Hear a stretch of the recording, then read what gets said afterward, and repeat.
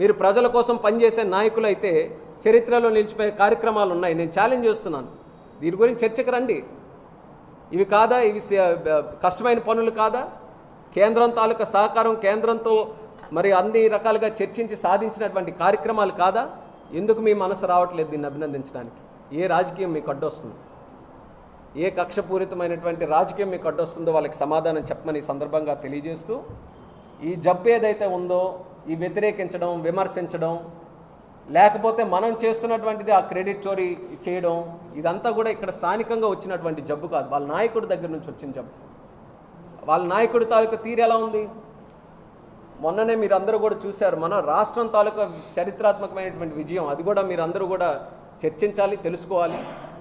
అమరావతికి సంబంధించి AP reorganisation యాక్ట్లో మళ్ళీ అమెండ్మెంట్ పెట్టి 2 సభల్లో కూడా యునానిమస్గా ప్రతి ఒక్క పార్టీ మాట్లాడినటువంటిది ప్రెజెంట్ అయిన ప్రతి ఒక్క పార్టీ కూడా పాస్ చేసి, అది మళ్ళీ రాష్ట్రపతి గారికి వెళ్తే రాష్ట్రపతి గారు కూడా ఆమోదం తెలియజేసి, ఆంధ్రప్రదేశ్ రాష్ట్రం కొత్తగా తయారైనటువంటి రాష్ట్రంలో క్యాపిటల్ లేకుండా ఉంది. ఆ క్యాపిటల్ తాలూకా క్లారిటీ పార్లమెంటు ద్వారా, కేంద్ర ప్రభుత్వం ద్వారా, ఏపీ రీఆర్గనైజేషన్ యాక్ట్ ద్వారా మళ్ళీ ఇస్తున్నా అని చెప్పి, Amaravati is the capital of Andhra Pradesh అని చెప్పి కేంద్ర పార్లమెంటు కూడా చెప్తే, అలాంటి పార్లమెంటులో కాంగ్రెస్ లాంటి పార్టీ ఎవరైతే విభజనకు కారణమయ్యారో వాళ్ళు కూడా సపోర్ట్ చేసి ఇప్పటికైనా ఆంధ్రప్రదేశ్ రాష్ట్రం డెవలప్ అవ్వాలి, మీకంటూ ఒక క్యాపిటల్ ఉండాలి, అది అమరావతి అయి ఉండాలని వాళ్ళందరూ కూడా ఒక్క మాట కింద అందరూ కూడా పలికితే, మన వైఎస్ జగన్మోహన్ రెడ్డి గారు మాత్రం, వాళ్ళ పార్టీ మాత్రం ఈరోజు రాష్ట్రం పరువు తీసే విధంగా పార్లమెంటులో దానికి ఒపోజ్ చేసుకుంటూ బాయ్కాట్ చేశారనంటే, వాళ్ళ రాజకీయం, వాళ్ళ కక్ష,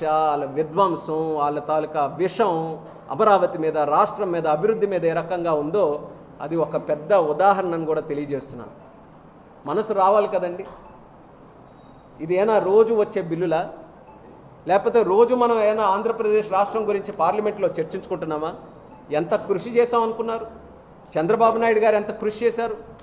ఒక పక్కన రాజధాని నిర్మించాలని, ఆ రాజధాని ప్రతి ఒక్కరికి కూడా కాన్ఫిడెన్స్ ఉండాలంటే ఒక చట్టబద్ధత దానికి ఉండాలని చెప్పి ఈరోజు అమెండ్మెంట్ దీనికోసం స్పెషల్గా మనం తీసుకొని వచ్చి పార్లమెంటు అంగీకరించి 2 పార్లమెంట్ సభల్లో కూడా మనం మాట్లాడి అది పాస్ చేయించుకుంటే, ఆ యొక్క అమరావతి గురించి రాష్ట్రం అంతా కూడా కూటమి ప్రభుత్వం ప్రతి ఏరియాలో కూడా తిరిగి మళ్ళీ మన ఎజెండా ఒక అమరావతి, ఒక రాజధాని మనం తయారు చేసుకోవాలి, ప్రజా రాజధాని మనం తయారు చేసుకోవాలి. కానీ డెవలప్మెంట్ అంతా రాష్ట్రం అంతా జరగాలని వెళ్తే అన్ని దగ్గరలో ఓట్లేసి గెలిపించారు కదా, అది కూడా ఇండికేషనే కదా. ప్రజలే ఒప్పుకున్నారు అమరావతి రాజధాని అని. శ్రీకాకుళంలో విశాఖపట్నం రాజధాని అని వాళ్ళు చెప్పారు. అదే విశాఖపట్నంలో కూటమి ప్రభుత్వానికి 5 లక్షల మెజారిటీతో అక్కడ పార్లమెంట్ సభ్యుడిని గెలిపించారు. కర్నూలు రాజధాని అన్నారు, కర్నూలులో 1 సైడెడ్గా కూటమి ప్రభుత్వానికి వాళ్ళందరూ కూడా గెలిపించారు. ఇంత క్లియర్గా రాజధాని అన్నప్పుడు ప్రజల్లో ఒక కమిట్మెంట్ ఉండి ప్రజలందరూ కూడా అమరావతి రాజధాని చేద్దామని ఓట్లేసిన తర్వాత కూడా ఆ రోజు 3 మొక్కల ఆట ఆడి ఈరోజు 3 అక్షరాల ఆట ఆడుతున్నాడని అంటే వాళ్ళకి అమరావతి కానీ క్యాపిటల్ కానీ ఒక జోక్ లాగా మారిపోయింది. అందుకే అందరూ మాట్లాడిన వాళ్ళందరూ కూడా చెప్తున్నారు, ఇది నవ్వులాట్లాగా అయిపోయింది వాళ్ళకి. అసలు అమరావతి అని అంటే ఒక డెవలప్మెంట్ ఎజెండాతో రాష్ట్రానికి ఒక ఆత్మగౌరవం.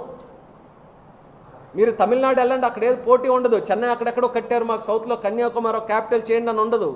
కన్యాకుమారిలో ఉన్న తమిళనాడు వ్యక్తి కూడా మా క్యాపిటల్ చెన్నై అని చెప్పి గర్వంగా చెప్పుకుంటాడు. అది ఐక్యతకి, ఒక ఆత్మవిశ్వాసానికి, ఒక గౌరవానికి, గుర్తింపుకి, వీటన్నిటికీ కూడా ప్రతీకగా రాజధానులు ఎప్పుడు కూడా తయారవుతాయి. ఆ రాజధానులు కేవలం రాష్ట్రానికే కాదు, ఒక ప్రపంచానికి కూడా దిక్సూచిగా ఉండాలని చంద్రబాబు నాయుడు గారు మంచి ఆలోచనతో అమరావతిని రూపకల్పన చేస్తే, ఎక్కడ అమరావతి అయిపోతే చంద్రబాబు నాయుడు గారి పేరు ఉండిపోతుంది. చంద్రబాబు నాయుడు గారి పేరు ఉండాలని అంటే ఇప్పుడు కొత్తగా అమరావతి కాదు, చంద్రబాబు నాయుడు గారి పేరు తెలుగు ప్రజల అందరి గుండెల్లో చిరస్థాయిగా ఆల్రెడీ ఉందనే విషయం జగన్మోహన్ రెడ్డి గారు తెలుసుకోవాలి. ఇప్పుడేదో అమరావతిని నిర్మించి ఆయన ప్లాన్ అంతా చేస్తే ఇదేదో ఇంకో స్థాయికి వెళ్ళిపోతుందనగా చంద్రబాబు నాయుడు గారు రాష్ట్రం కాదు దేశ రాజకీయాల్లోనే ఒక ఉన్నతమైనటువంటి స్థానంలో ఉన్న వ్యక్తి. ఈరోజు అపోజిషన్ వాళ్ళు కూడా రాజకీయాలు ఎన్నో మాట్లాడచ్చు, ఎన్నో విమర్శించవచ్చు, కానీ చంద్రబాబు నాయుడు గారు అంటే అపారమైనటువంటి గౌరవం రాష్ట్ర దేశ రాజకీయాల్లో ఉన్నటువంటి ప్రతి ఒక్క నాయకుడు హృదయంలో కూడా ఉంటుంది. అటువంటి నాయకుడు జాతి కోసం, తెలుగు వాళ్ళ కోసం, భవిష్యత్తు కోసం చేస్తున్నటువంటి కార్యక్రమానికి అది కూడా నువ్వు జీర్ణించుకోలేకపోతున్నావు. ఎలాంటి రాజకీయం చేయాలనుకుంటున్నావు ఆంధ్రప్రదేశ్లో ఇప్పటికి కూడా అర్థం కాదు. అయితే ఆయన తందాన అంటే ఆయన తానంటే వీళ్ళందరూ తందాన అంటూ అది ఇంకా విడ్డూరం. ఒక్కరైనా సరే ఈ నవ్వులాట ఈ జోక్స్ ఇలా చేస్తున్నప్పుడు వీళ్ళైనా సరే దానికి సర్ది చెప్పి ఇది కరెక్ట్ కాదండి, మీరు ఒకసారేమో నేను ఇక్కడే ప్యాలెస్ కట్టుకున్నాను, నేను ఇక్కడే అమరావతి అని చెప్పడం, రాజధాని అని చెప్పడం, లేదు 3 క్యాపిటల్స్ అని చెప్పడం, మళ్ళీ ఇంకోసారి అడిగితే లేదు హైదరాబాద్ కదా మన క్యాపిటల్ అక్కడే ఉంది కదా అని చెప్పడం, మళ్ళీ ఈరోజు అడిగితే ఈ 3 అక్షరాల ఆట. ఇవన్నీ కూడా ఈ కేవలం అంటే రాష్ట్రంలో అనిశ్చిత వాటి తీసుకొని వచ్చి ఈరోజు ఏవైతే పెట్టుబడులు కానీ ఒక బ్రాండ్ ఇమేజ్ రాష్ట్రానికి క్రియేట్ అవుతుందో దాంట్లో మళ్ళీ ఏదో ఒక రకంగా డిస్టర్బెన్స్ క్రియేట్ చేయాలి. రాష్ట్రం అభివృద్ధి చెందకూడదు, ఇది వైఎస్ జగన్మోహన్ రెడ్డి గారి ఎజెండా. రాష్ట్రంలో పెట్టుబడులు రాకూడదు, ఇది వైఎస్ఆర్సీపీ ఎజెండా. రాష్ట్రంలో ఉద్యోగాలు రాకూడదు, ఇది వైఎస్ఆర్సీపీ తాలూకా ఎజెండా. ఇది చేయడానికి నెగిటివ్ పాలిటిక్స్ కింద ఇంకా ప్రజలు చీకొట్టినా, ప్రజలు తరిమి కొట్టినా, ప్రజలు ప్రజాకోర్టులో తీర్పిచ్చి వాళ్ళందరికీ కూడా పక్కన పెట్టినా ఇంకా వాళ్ళు విషం చిమ్మేటటువంటి రాజకీయం మాత్రం ఇంకా మానుకోలేదు. దానికి అమరావతి వాళ్ళు ఏదైతే పార్లమెంట్లో కూడా సపోర్ట్ చేయకుండా ఉన్నారో అది వాళ్ళు చరిత్రహీనులుగా ఈరోజు మిగిలిపోతారని కూడా ఈ సందర్భంగా తెలియజేస్తున్నాను.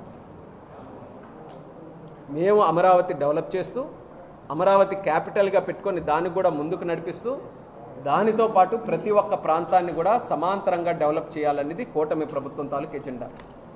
మీరేం చెప్పారు ఆ రోజు? విశాఖపట్నం ఏమో క్యాపిటల్గా చేస్తామని చెప్పి భూదందా చేశారు. భూదందా చేస్తూ జగన్మోహన్ రెడ్డి గారు మాత్రం ఆయనకి సంబంధించి ఒక మంచి ప్యాలెస్ కట్టుకున్నారు అక్కడ. దాని తప్పితే ఇంకేం జరిగిందా విశాఖపట్నంలో? ఈరోజు మేమేమన్నాం? సింగిల్ క్యాపిటల్ ఉండాలి, ఒక రాజధాని మన రాష్ట్రానికి ప్రతీకగా ఉండాలని అమరావతి చేస్తూ అన్ని ప్రాంతాలు డెవలప్ అవ్వాలని విశాఖపట్నం ఉత్తరాంధ్ర ప్రాంతానికి భోగాపురం డెవలప్ చేసి మరొక 2 నెలల్లో భోగాపురం కూడా ఓపెన్ చేసుకోబోతున్నాం. అలాగే గూగుల్ తాలూకుది 1,00,000 కోట్ల ఇన్వెస్ట్మెంట్తో డేటా సెంటర్ మనం తీసుకొని వచ్చాం. మన అలాగే ఆర్సిలార్ మిత్తల్ తాలూకా స్టీల్ ప్లాంట్, ప్రైవేట్ స్టీల్ ప్లాంట్లో అతిపెద్ద స్టీల్ ప్లాంట్ మన భారతదేశంలోనే. అలాంటి స్టీల్ ప్లాంట్ని మన ఉత్తరాంధ్ర అనకాపల్లిలో తీసుకొని వచ్చాం. నక్కపల్లిలో బల్క్ డ్రగ్ పార్క్ తీసుకొని వచ్చాం. ఇందాకే మూలపేట పోర్టు కూడా శరవేగంగా పనులు చేస్తున్నాం. హైవేలని, ఎయిర్పోర్ట్లని, లేకపోతే కంపెనీస్ ఇండస్ట్రీస్ అని, టీసీఎస్, కాగ్నిజెంట్, ఇలా ఎన్నో కంపెనీలు తీసుకొని వచ్చి మన ఉత్తరాంధ్ర ప్రాంతాన్ని మనం అందరం కూడా అభివృద్ధి చేస్తే ఇది డీసెంట్రలైజ్ డెవలప్మెంట్ అంటారు. మీరు కేవలం విద్వేషాలు రెచ్చగొట్టడానికి, ప్రాంతాలను విడదీయడానికి ఏదైతే 3 ముక్కల ఆట ఆడారో దాన్ని పక్కన పెట్టి ఈరోజు రాష్ట్రం అంతా కూడా కలిసి ఒక రకంగా డెవలప్ చేయడానికి అన్ని ప్రయత్నాలు కూడా చేస్తే మన అదృష్టం కేంద్ర ప్రభుత్వం నరేంద్ర మోదీ గారు ఆయన కూడా సపోర్ట్ చేసి పోలవరంకి నిధులు కావాలన్నా, అమరావతికి నిధులు కావాలన్నా, విశాఖపట్నం స్టీల్ ప్లాంట్కి నిధులు కావాలన్నా, మన ఇండస్ట్రియల్ కారిడార్స్కి నిధులు కావాలన్నా, ఇంకా వేరే ప్రోగ్రామ్స్ ఏమైనా చేసినప్పుడు దాంట్లో కూడా సహకారం అందించాలన్నా ఫుల్ ఫ్లెడ్జ్డ్గా కేంద్ర ప్రభుత్వం తాలూకా సహకారం మన ఆంధ్రప్రదేశ్ రాష్ట్రానికి ఉంది. రాష్ట్రానికి సహకరించినటువంటి వాళ్ళు ఎవరున్నారనంటే జగన్మోహన్ రెడ్డి గారు, వైఎస్ఆర్ కాంగ్రెస్ పార్టీ వాళ్ళు. రాష్ట్రానికి మాత్రం ఇప్పటికీ కూడా సహకరించట్లేదు. రాష్ట్రం అభివృద్ధి చెందాలని ఇప్పటికీ ఎవరికి కూడా లేదు. రాష్ట్రం ఎలా సర్వనాశనం అయిపోతుందా అని ఎదురు చూస్తున్నారు గుంటనక్కల్లాగా తప్పితే, ఇంత జరుగుతున్నప్పుడు కన్స్ట్రక్టివ్ క్రిటిసిజం చేసి మన రాష్ట్రాన్ని మరింత డెవలప్ చేయడానికి ఏమైనా మంచి ఐడియాలుండి సరే ఏదైనా ఈ రకంగా కాదు ఈ రకంగా చేస్తామని విమర్శలు కూడా నిర్మాణాత్మకంగా ఇస్తున్నారని అంటే ఒక్కరు కూడా ఇవ్వకుండా ఇంకా అదే బూతులు మాట్లాడుతూ అదే రకంగా అవహేళన చేస్తూ విమర్శలు చేస్తూ రాష్ట్రాన్ని భ్రష్టు పట్టించే కార్యక్రమం వైఎస్ఆర్ కాంగ్రెస్ పార్టీ చేస్తుంది. దాన్ని తీవ్రంగా మేము ఖండిస్తున్నాం. ఈరోజు రాష్ట్రంలో అమరావతి రాజధాని ప్రతి ఒక్కరు కూడా హర్షిస్తున్నారు. అన్ని ప్రాంతాల వాళ్ళు కూడా అప్రిషియేట్ చేస్తున్నారు. అది శ్రీకాకుళం కావచ్చు, అనంతపూర్ కావచ్చు, అందరూ సమానంగా అమరావతిని కోరుకున్నారు. కాబట్టే కేంద్రం కూడా ఈరోజు సహకరించి అమరావతిని మళ్ళీ మన క్యాపిటల్గా చేసుకున్నాం. ఆ క్యాపిటల్ని మనం అందరం కూడా తయారు చేసుకోవడం, మన జిల్లాలు ఇతర ప్రాంతాలన్నీ కూడా అభివృద్ధి చేసుకోవడం చంద్రబాబు నాయుడు గారి తాలూకా లక్ష్యంగా భావిస్తూ చంద్రబాబు నాయుడు గారు సహకారంతో జిల్లాలో ఇందాక చెప్పినట్టు ఇరిగేషన్ ప్రాజెక్ట్స్ కూడా మన నేరేడి బ్యారేజ్ కావచ్చు, ఆఫ్షోర్ రిజర్వాయర్ కావచ్చు, ఇంకా చిన్న చిన్న మైనర్ ఇరిగేషన్ ప్రాజెక్ట్స్ కావచ్చు, వీటన్నిటిని మొన్న జరిగినటువంటి రివ్యూ మీటింగ్లో ప్రస్తావిస్తే చంద్రబాబు నాయుడు గారు కూడా జిల్లాలో ఇరిగేషన్ని టాప్ ప్రయారిటీగా మేము తీసుకొని నిధులు కూడా కేటాయిస్తాం, పూర్వోదయ స్కీమ్ కింద ఈ యొక్క ఫండ్స్ను కూడా మన జిల్లాకు కేటాయిస్తామని ఆయన కూడా హామీ ఇవ్వడం జరిగింది. మరి ఆ హామీతో చాలా ఆనందం అనిపించింది. జిల్లాలో అన్ని ప్రాజెక్టులు కూడా ముందుకు నడుస్తున్నాయి. భవిష్యత్తులో అదే రకంగా ముందుకు కొనసాగిస్తామని సందర్భంగా తెలియజేస్తూ భోగాపురం కూడా చాలా బ్రహ్మాండంగా వస్తుంది. ఎయిర్పోర్ట్ కూడా మరొక 2 నెలల్లో ఇంటీరియర్ వర్క్స్ అన్నీ కూడా కంప్లీట్ చేసుకొని జూలై 5th ఒక డేట్ పెట్టుకున్నాం. జూలై 5th చంద్రబాబు నాయుడు గారితో కూడా చర్చిస్తే ఓకే చేశారు. అది మన పిఎం గారికి కూడా చెప్పి పిఎం గారి చేతుల మీదుగా, ఎందుకనంటే ఉత్తరాంధ్రకి ఒక చరిత్ర రూపురేఖలు మార్చే ప్రాజెక్టుగా భోగాపురం ముందుకు వస్తుంది కాబట్టి అది ప్రధానమంత్రి గారి చేతుల మీదుగా దాన్ని ఇనాగ్రేషన్ చేయాలని ఒక ప్లాన్ ప్రకారం దానికి ముందుకు నడుస్తున్నాం.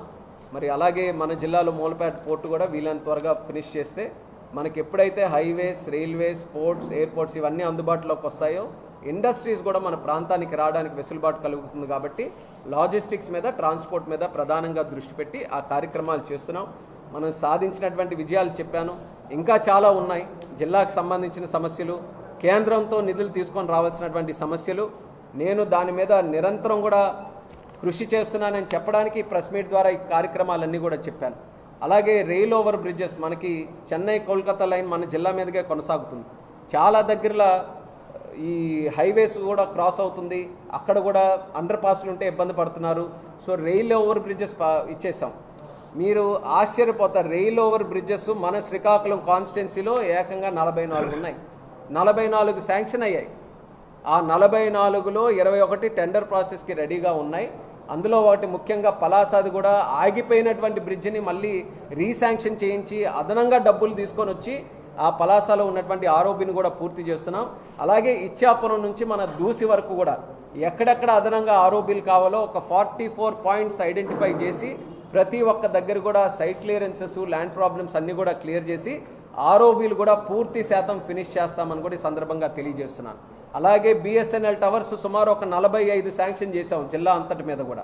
ఎక్కడెక్కడైతే గిరిజన ప్రాంతాలు ఉన్నాయో, కొండల ప్రాంతాలు ఉన్నాయో, తీర ప్రాంతాలు ఉన్నాయో, సిగ్నల్ లేని ప్రాంతాలు ఉన్నాయో దాని గురించి కూడా మళ్ళీ ప్రత్యేకంగా ప్రస్తావించి టెలికాం డిపార్ట్మెంట్ నుంచి సహకారం తీసుకొని సుమారు 44 ప్లేసెస్ దగ్గర కొత్తగా టవర్స్ను కూడా ఏర్పాటు చేస్తున్నాం. ఇంకా ఎక్కడైనా అవసరం ఉంటే అక్కడ కూడా హామీ ఇస్తున్నాను, ఇంకా ఎక్కడైనా సిగ్నల్ కోసం ప్రాబ్లం ఉండి అక్కడ కూడా టవర్స్ తాలూకు అవసరం ఉంటే అవి కూడా ఎస్టాబ్లిష్ చేస్తాం. కేంద్ర ప్రభుత్వానికి సంబంధించి ఏ డిపార్ట్మెంట్ తాలూకా వర్క్ అయినా సరే అది చాలా ఫోకస్డ్గా తీసుకొని, నాకు కూడా చాలా అదనంగా బాధ్యతలు ఉన్నాయి. ఈరోజు రాష్ట్రంలో ఒక 7 ఎయిర్పోర్ట్లు, దేశంలో 165 ఎయిర్పోర్ట్లు. వచ్చే 5 సంవత్సరాల్లో మోదీ గారు లక్ష్యం ఇచ్చారు, 50 ఎయిర్పోర్ట్లు నిర్మించాలి. వచ్చే 10 సంవత్సరాల్లో 100 ఎయిర్పోర్ట్లు నిర్మించాలి. ఆ 100 ఎయిర్పోర్ట్లు నిర్మించడానికి గత నెలలోనే కేంద్ర ప్రభుత్వం క్యాబినెట్లో అప్రూవల్ ఇచ్చింది. First time ministry of civil ఏవియేషన్కి 29,000 కోట్ల రూపాయలతో ఒక స్కీమ్ని మేము ప్రపోజ్ చేసి పంపిస్తే మేము కూడా వస్తుందో లేదో, మోదీ గారు మరి దానికి సహకరిస్తారో లేదో అనుకున్నాం. కానీ 29,000 crores సివిల్ ఏవియేషన్ డిపార్ట్మెంట్కి చరిత్రలో ఫస్ట్ టైం 10 years ఒక స్కీమ్ ఇచ్చారు. మాకు బాధ్యత ఇచ్చారు మోదీ గారు, 100 ఎయిర్పోర్ట్లు మీరు కట్టండి, 200 హెలిప్యాడ్లు మీరు కట్టండి, దేశం మొత్తం మీద ఫ్లైట్లు నిర్మించడానికి ఇక్కడ ఈ సంస్థలను ఏర్పాటు చేయండి అని. అలాగే మనం చూస్తున్నాం వెస్ట్ ఏషియాలో క్రైసిస్ అవుతుంది. వెస్ట్ ఏషియాలో క్రైసిస్ ఉంటే సుమారు 50% మన భారతదేశం తాలూకా జనాభా ఇంటర్నేషనల్ ట్రాఫిక్ ఉంటే గల్ఫ్ ద్వారానే వెళ్తారు, దుబాయ్ ద్వారా, అబుదాబి ద్వారా, ఖతర్ ద్వారా, కువైట్ ద్వారా, బహ్రెయిన్ ద్వారా. అందులో ఎయిర్ స్పేసెస్ అన్నీ క్లోజ్డ్గా ఉన్నాయి. ఆ ప్రయాణికులు చూసుకోవాలి, ఆ ఫ్లైట్లన్నీ కూడా నీట్గా ఉండేటట్టు, ఆ ఆపరేషన్స్ ఎక్కడ దెబ్బ తినకుండా, ఎయిర్లైన్స్కి ఎక్కడ దెబ్బ లేకుండా వాళ్ళందరికీ కూడా సమాంతరంగా ముందుకు నడిపించాలి. ఈ అన్ని ఇష్యూస్ ఉన్నప్పటికీ కూడా శ్రీకాకుళం మీద మాత్రం, రాష్ట్రం మీద మాత్రం ఎక్కడ ఫోకస్ పక్కకు పట్టించకుండా జిల్లా అభివృద్ధి కోసం నిరంతరం కూడా నేను కృషి చేస్తున్నానని తెలియజేసుకుంటూ, అలాగే అమరావతి మళ్ళీ మన రాజధానిగా కేంద్ర ప్రభుత్వం ద్వారా పార్లమెంటు ద్వారా మనకు ఆ గెజెట్ నోటిఫికేషన్ కూడా రావడం, దానికి మరొక్కసారి ఆంధ్రప్రదేశ్ రాష్ట్ర ప్రజలందరికీ కూడా నా శుభాకాంక్షలు తెలియజేసుకుంటున్నాను. ఎందుకనంటే గత 5 సంవత్సరాల్లో ఒక ఆన్సర్లెస్ క్వశ్చన్ ఏదైనా ఉందనంటే తెలుగు వాడికి నిల్చోబెట్టి నీ క్యాపిటల్ ఏంటో చెప్పరా అనంటే మోగ మనసులు చాప్టర్ అయిపోయింది. ఎవరు పలకడానికి కూడా ఏమీ లేదు, దండం పెట్టి వెళ్ళిపోవడం తప్పితే. మళ్ళీ ఈరోజు అదే ప్రశ్న అడిగితే గర్వంగా తలెత్తుకొని మా రాజధాని, ప్రజా రాజధాని, దేవతల రాజధాని, ఆంధ్ర రాష్ట్ర రాజధాని అమరావతిని ఈరోజు ధైర్యంగా గర్వంగా ఈరోజు ప్రతి ఒక్కరు కూడా చెప్పుకుంటున్నారు. దానికి చంద్రబాబు నాయుడు గారికి, పవన్ కళ్యాణ్ గారికి, అలాగే ప్రధానమంత్రి నరేంద్ర మోదీ గారికి కూడా రాష్ట్ర ప్రజల తరపున ధన్యవాదాలు తెలియజేసుకుంటూ మీ అందరికీ కూడా నా నమస్కారాలు.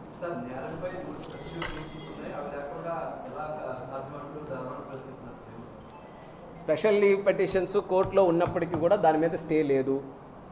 మనకి కేంద్ర ప్రభుత్వం గెజెట్ నోటిఫికేషన్ ఏదైతే ఇచ్చిందో ట్రిబ్యునల్ తాలూకా ఆర్డర్ కూడా equal to one supreme court order. అందులో ఏవేవైతే గతంలో ఒరిస్సా ప్రభుత్వం ప్రశ్నలు లేవనెత్తిందో, లేకపోతే ఆంధ్రప్రదేశ్ రాష్ట్రం కూడా పలు సందర్భాల్లో ఏవైతే క్వశ్చన్స్ లేవనెత్తిందో, central government water resources department కూడా ఏవైతే లేవనెత్తిందో అన్నీ కూడా స్పష్టంగా రాశారు. నాకు తెలిసి ఇవి కాకుండా ఇంకో కొత్తగా ఏ ప్రశ్నలు కూడా దానికి రావడానికి ఎక్కడ కూడా అవకాశం లేదు. కాబట్టి అన్నీ కూడా స్పష్టంగా ఏ క్వశ్చన్స్ అయితే ఏ రాష్ట్రానికి ఉన్నాయో అవన్నీ కూడా ఆన్సర్ చేశారు. కాబట్టి కొత్తగా కేసులు వేసే అవకాశం లేదు. ఉన్న కేసుల మీద కూడా స్టే లేదు. ఇంకా వాళ్ళు ఏదైనా కోరుకొని పని జరగకూడదు అని అనుకుంటే వాళ్ళు ఏదైనా చేయాలి. వైఎస్ఆర్ కాంగ్రెస్ పార్టీ వాళ్ళు ఈరోజు మళ్ళీ ఇబ్బందులు ఉంటాయని చెప్తున్నారు కదా, వాళ్ళే కోరుకోవాలి ఇబ్బందులు రావాలని తప్పితే నాకు తెలిసి అయితే అక్కడ ఇబ్బందులు ఉంటాయి. ఓకే